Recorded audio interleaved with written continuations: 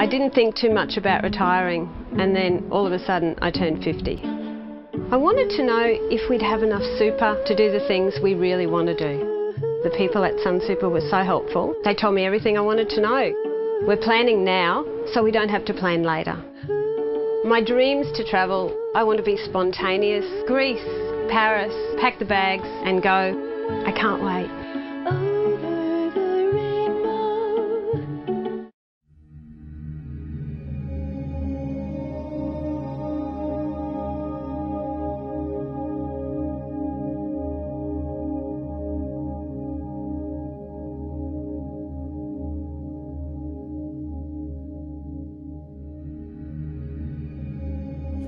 I was giving a talk to some young professionals about 2 months ago, and I wanted to give them something they could keep and put next to their bed and just be a sort of a guidance for life.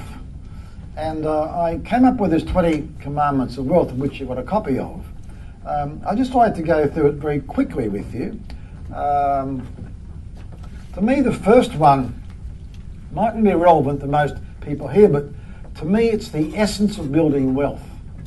And that's the propensity of people to pay their bills and spend the balance. And the only way to get ahead is to make investment your first thing you do and not the last. That's why when I told people to pay their house mortgage fortnightly, not monthly, it worked. Because if you're paying $2,000 a month, you go to $1,000 a fortnight. There's 26 fortnights and 12 calendar months. You pay back $2,000 more and you don't feel it. That's why a pay rise doesn't make anybody any wealthier. This ability to spend what we get and get paid and pay our bills. That's why in a business, I say you would never pay a lump sum for equipment, any of that sort of stuff. You always at least you keep your lump sums. So that's to me is the most important thing. The next one is that income never exceeds personal development. And again, these are for young people, but I think they're fairly universal. If you're not getting better, your competition is. So to me, the way to get ahead is to improve your skills, improve your income, and that improves the investment proceeds. Third one is adequate in insurance. I think that's fairly basic. Compounding we've talked about. Number 5 is the elephant. Understand basics don't change. Take advice on the things that do. I didn't talk about the rule of 72. Basically, you take that number and divide by what you think the capital gain will be, or the interest rate. It tells you how long to double in value. So if you think inflation is 3%, divide 72 by 3, in 24 years, prices will double. If you really believe housing will do 10% a year, that means every 7 years your house will double. It's just a nice calculator. It's in all my books. Next one is very important. Take advice before the deed is done. Time and time again we hear, oh, my daughter and her husband wanted to buy a house. They couldn't get a loan. We went on the title deed. Now the awful tax office wants to charge us capital gains tax. They could have gone guarantor. It's hard. You can't rewrite history. If you're doing something, take advice first. Don't try and change what is done. Number 8's seriously important.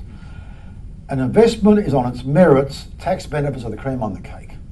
So many people have lost a lot of money by going into things because they will save tax.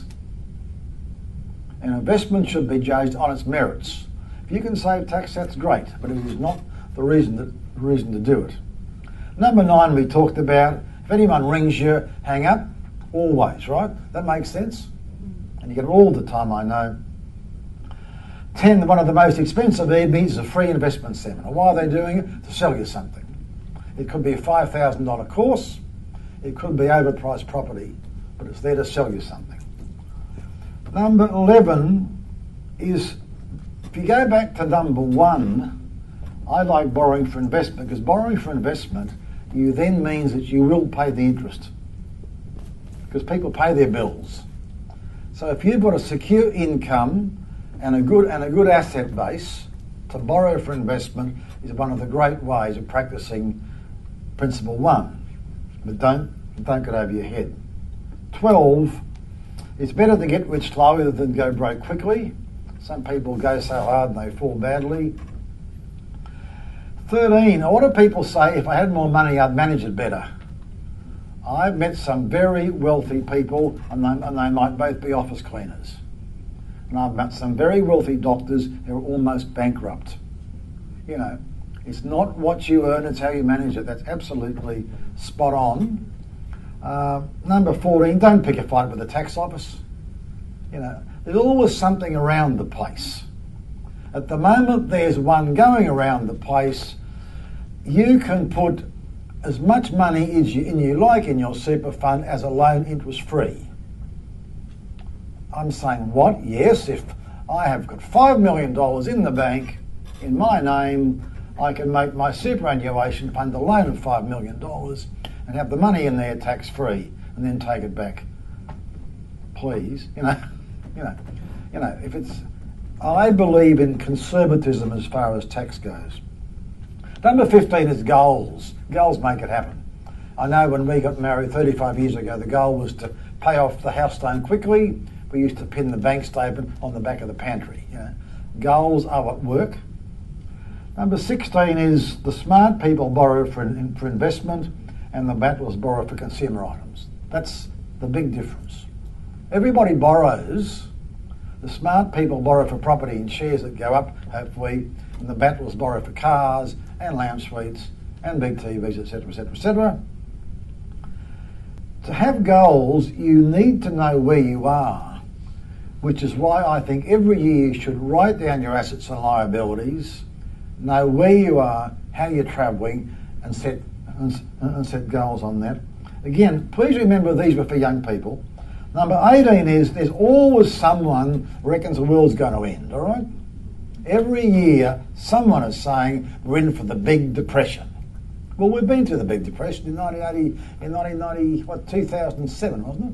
8, whatever it was. 8. Yeah, we've been there. Ignore it. We've already talked about the danger of following the herd, and 20 years never stop learning. The fact you're here means you're doing it, so well done. This also has my email address. Please feel free to email me and say you were here, and I'll answer any questions you have. If I can't answer them, then I'll get an answer for you. On my website now, I'm getting a lot of calculators there which are free, so there's some great stuff there for you. There they are, the 20 commandments. Stick them next to your bed and think about them.